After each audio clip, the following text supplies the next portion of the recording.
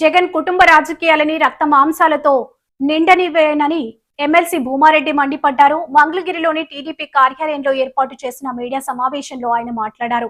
British వాళ్లకు సాయం చేసిన చరిత్ర వైఎస్ కుటుంబానిదని దుయ్యబట్టారు.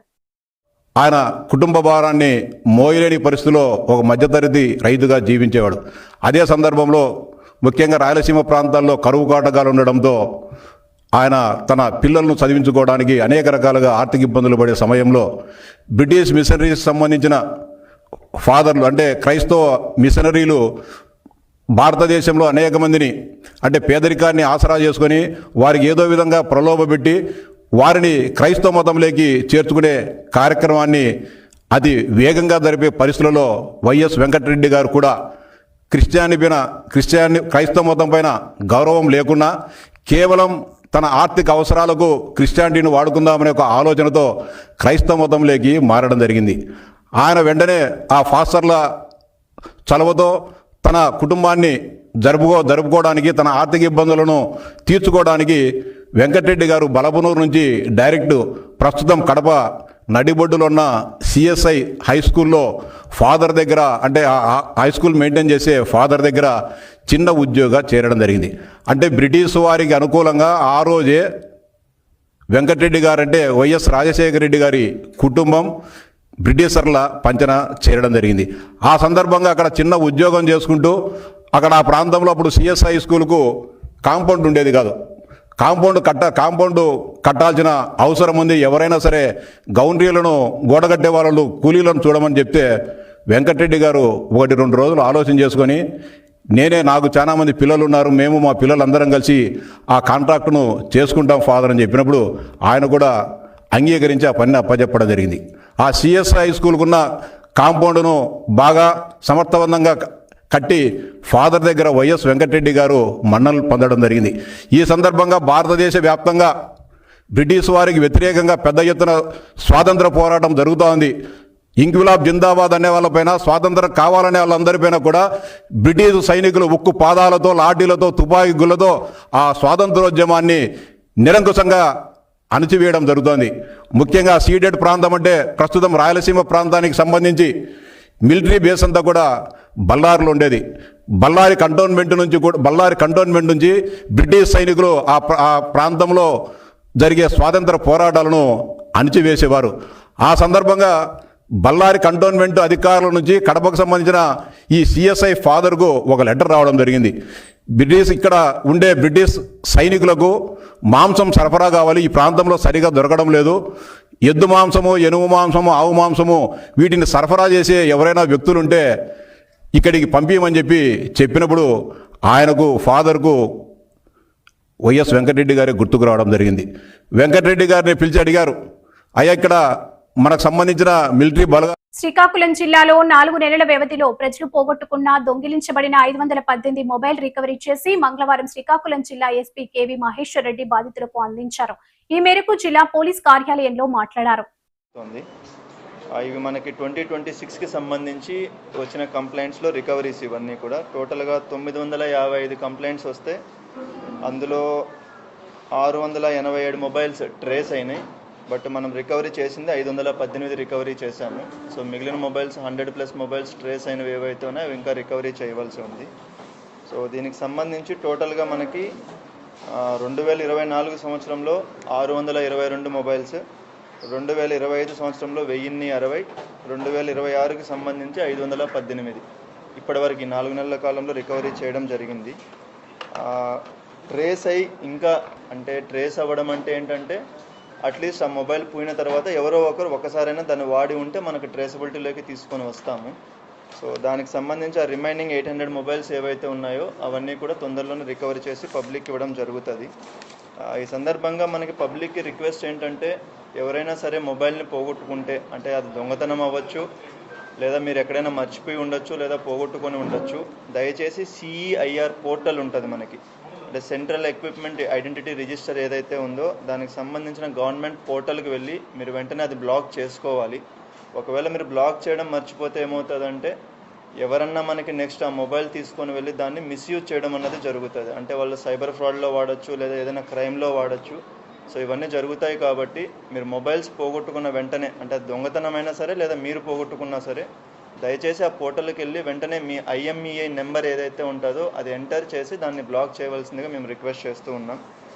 దీనికి సంబంధించి మనకి IT core team, cyber cell నుంచి IT కోర్ టీమ్ మీకు ఆల్వేస్ హెల్ప్ఫుల్గా ఉంటారు. మీరు డైరెక్ట్గా వాళ్ళకి కాంటాక్ట్ అవ్వచ్చు, లేదా దగ్గరలో ఉన్న పోలీస్ స్టేషన్కైనా కూడా మీరు కాంటాక్ట్ అవ్వచ్చు. ఈ మొబైల్ రికవరీకి సంబంధించి మనకి 3 డిప్యూటీ సీఎం పవన్ కళ్యాణ్ చేసిన వ్యాఖ్యలు రాజకీయ వర్గాల్లో తీవ్ర చర్చకు దారితీశాయి. పార్టీ అంతర్గత వ్యవహారాల నుంచి ప్రత్యర్థుల ప్రచారం వరకు పలు అంశాలపై పవన్ కళ్యాణ్ తీవ్ర స్థాయిలో స్పందించారు. ముఖ్యంగా తనపై, పార్టీపై జరుగుతున్న ప్రచారంపై అసహనం వ్యక్తం చేస్తూ మీ ఎదుగుదల కోసం నన్ను వాడుకోవద్దు అంటూ ఘాటు హెచ్చరికలు జారీ చేశారు. గాలి కలుషితం అయిపోతుంది, ఎవరు మాట్లాడరేంటి, మనం ఏం చేయాలి, ఈ బాధలు ఇలాంటివన్నీ కలిపి ఒక సగటు పేద మనిషి, సగటు మనిషి ఇబ్బందులు పడుతూ ఉంటే మనం ఏం చేయలేమా, ఇలాంటివన్నీ తీసుకొచ్చినాయి. వాటికి పదవులు ఒక బాధ్యత తప్ప వాటిని నేను ఒక గోల్గా పెట్టుకొని రాలా.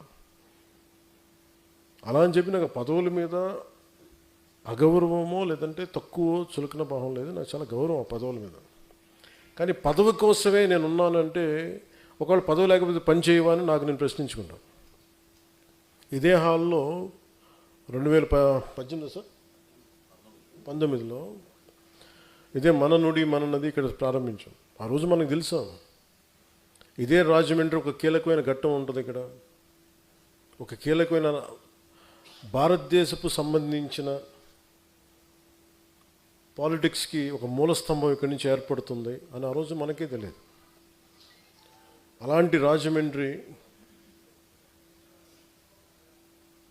2 సంవత్సరాల క్రితం దాదాపు మార్చిలో అనుకుంటాను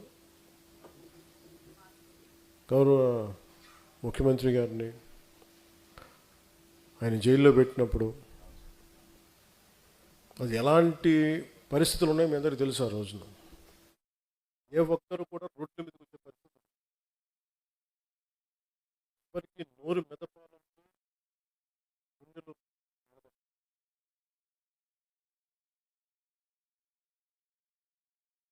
రోజున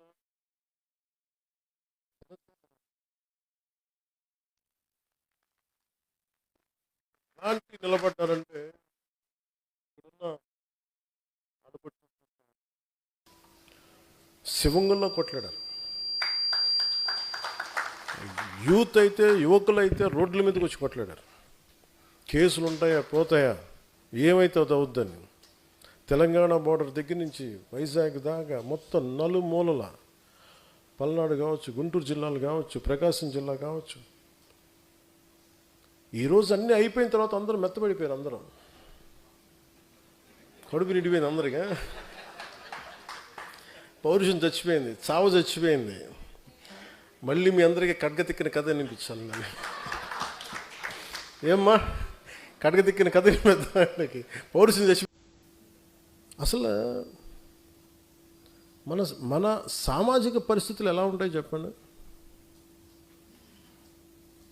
అసలు ఉన్న స్టేటే ఒకటి. అది వైఎస్ రాజశేఖర రెడ్డి కుటుంబం రాయలసీమ సంపదను దోచేసిన దోపిడిగాళ్ల కుటుంబమని రవాణా మంత్రి మండిపల్లి రాంప్రసాద్ రెడ్డి ధ్వజమెత్తారు. రాష్ట్రంలో హత్య రాజకీయాలను మొదలుపెట్టిందే ఆ కుటుంబం అని అన్నారు.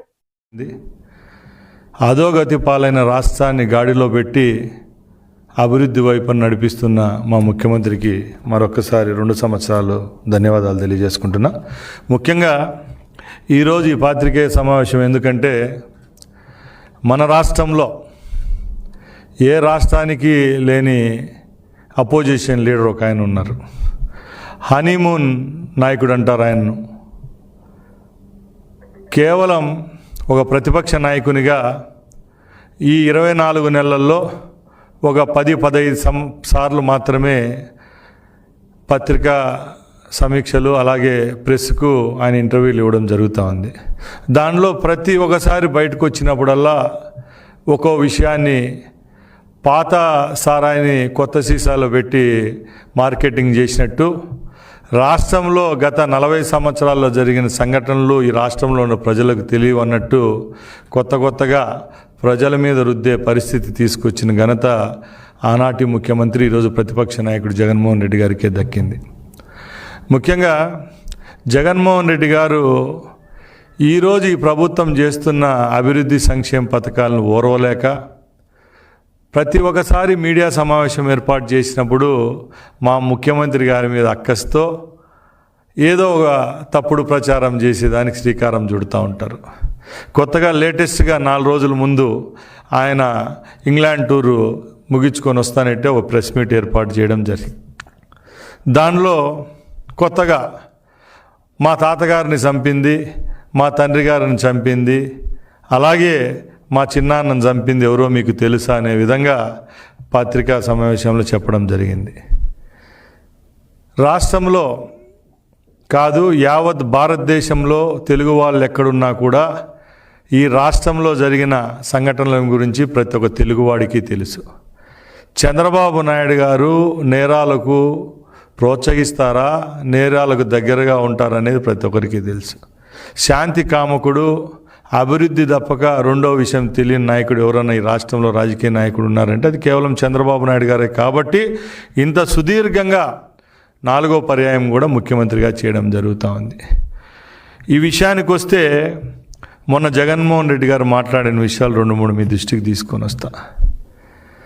గతంలో జరిగిన హత్యలకు తెలుగుదేశం పార్టీకి మా నాయకత్వానికి ఏ విధమైన సంబంధాలు ఉన్నాయని మేము అడుగుతున్నాం.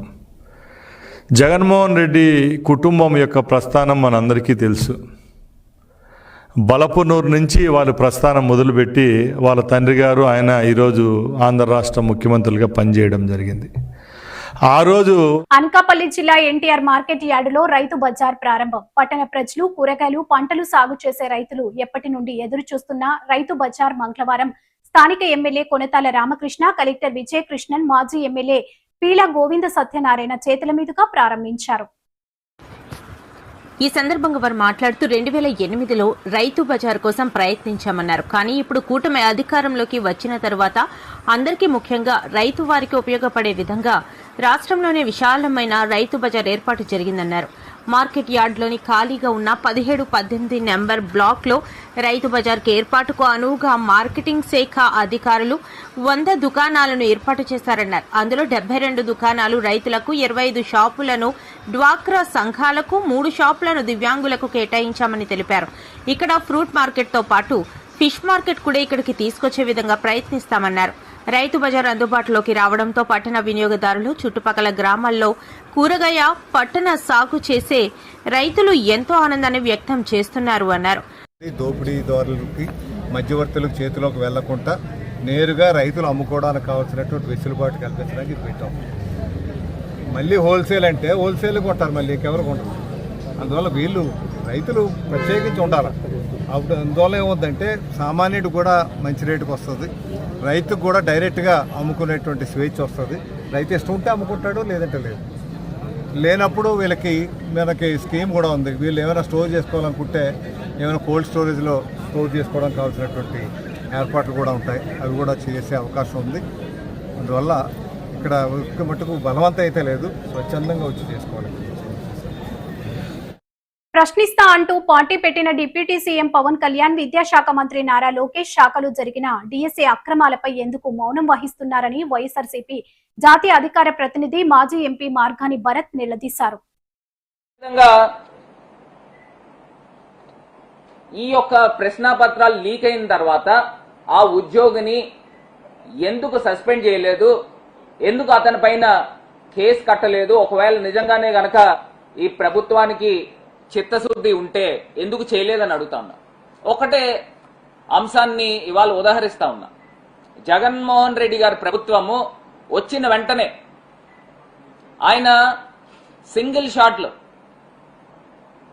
సచివాలయం అనే ఒక గ్రామ సచివాలయాన్ని రూపకల్పన చేసి 1,00,000కు పైగా ఉద్యోగాలు ఏ విధమైన రికమెండేషన్ లేకుండా, ఏ విధమైన సిఫార్సు లేకుండా, టాలెంట్ ఒకటే దీనికి ఆధారం. ఆ టాలెంట్ని బేస్ చేసుకుని 1,00,000కు పైగా ఉద్యోగాలు ఇచ్చిన సందర్భం జగన్మోహన్ రెడ్డి గారి అదొక చరిత్ర. ఈయన ఇంత చేసి ప్రతి జనవరి 1వ తారీఖు క్యాలెండర్ ఓపెన్ చేస్తాము, జాబ్ క్యాలెండర్ అని చెప్పి గత ప్రభుత్వంలో మేము నోటిఫికేషన్ ఇస్తే ఆ నోటిఫికేషన్ రద్దు చేసి ఈయనేదో కొత్తగా క్రెడిట్ తీసుకోవడానికి చేసిన కార్యక్రమంలో కూడా ఒక మెగా స్కామ్ బయటపడిన సందర్భం. మరి నేను అడుగుతా ఉన్నా, ఇది లోకేష్ గారి యొక్క నేతృత్వంలో జరిగిందా, లేకపోతే నారా లోకేష్ గారికి తెలియకుండా జరిగిందా, మరి ఏ రకంగా జరిగిందో దీనిపైన సమగ్రమైన విచారణ సిట్టింగ్ జడ్జి ద్వారా విచారణ జరిపి నిజ నిజాలు బయటికి తీసుకురావాల్సిన అవసరము రాష్ట్ర ప్రజల తరపున ఒక ప్రతిపక్షంగా మేము ప్రశ్నిస్తా ఉన్నాం. మరి నేను ఇంకో అంశం కూడా నేను క్లియర్ గా చెప్తా ఉన్నా, సిట్టింగ్ జడ్జి లేకపోతే ఈ యొక్క సిబిఐకి దీన్ని సిఫార్సు చేసి నిజ నిజాలు బయటికి తీసుకురావాల్సిన ఆవశ్యకత ఈ అంశం పైన ఉంది. ఎందుకంటే ఈ రాష్ట్ర ప్రభుత్వము చాలా ప్రతిష్టాత్మకంగా వాళ్ళు ఎప్పుడు చెప్తా ఉంటారు, మేము జాబ్ క్యాలెండర్ ప్రతి సంవత్సరానికి జనవరి 1వ తారీఖున తీస్తాం రా బై అని నారా లోకేష్ చెప్పిన సందర్భం. ఇందులో 3.5 లక్షల మంది ఉద్యోగాలు పరీక్షలు రాస్తే ఒక 5,000 మందికి ఉద్యోగాలు ప్రకటించి మెసేజ్లు వెళ్ళి మళ్ళీ మొత్తం లిస్టులోంచి ఆ పోర్టల్లోంచి తీసేసిన సందర్భం. అసలు ఎందుకు ట్రాన్స్పరెన్సీని కోల్పోయే విధంగా ఈ ప్రభుత్వం అవలంబిస్తుంది అని ఇవాళ సూటిగా ప్రశ్నిస్తా ఉన్నాం. మరి అదే కాకుండా పాలనా వైఫల్యాలను అసమర్థత నుంచి ప్రజల దృష్టిని మళ్లించడానికి వారిని భయాందోళనకు గురి చేసే చర్యలకు చంద్రబాబు తెరతీశాడని, అందులో భాగంగానే కత్తి గొడ్డలి అంటూ అంతరించిపోయిన ఫ్యాక్షన్ కి చంద్రబాబు జీవం పోస్తున్నారని మాజీ మంత్రి ధర్మాన ప్రసాదరావు ఆగ్రహం వ్యక్తం చేశారు. తీసుకోలేనప్పుడు, చేయలేనప్పుడు తన అసమర్థతని కప్పిపుచ్చుకోవడానికి ప్రజల్ని భయభ్రాంతులను చేసేటువంటి ఒక కార్యక్రమాన్ని చేపడతారు. ఇది చెప్పింది ఎవరు? చాణక్యుడే చెప్పాడు. ఇది ఎప్పుడో చాణక్యుడి కాలం అంటే అనేక శతాబ్దాల క్రితం మాట. అతనే చెప్పాడు, పాలకులు వైఫల్యం చెందినప్పుడే ప్రజలను భయపెట్టే పని చేస్తారు. అలాగనే మీరు ఇటలీకి చెందినటువంటి ఒక రాజకీయ శాస్త్రవేత్త 1513లో తన ప్రిన్స్ అనేటువంటి గ్రంథంలో ఏం రాశాడంటే,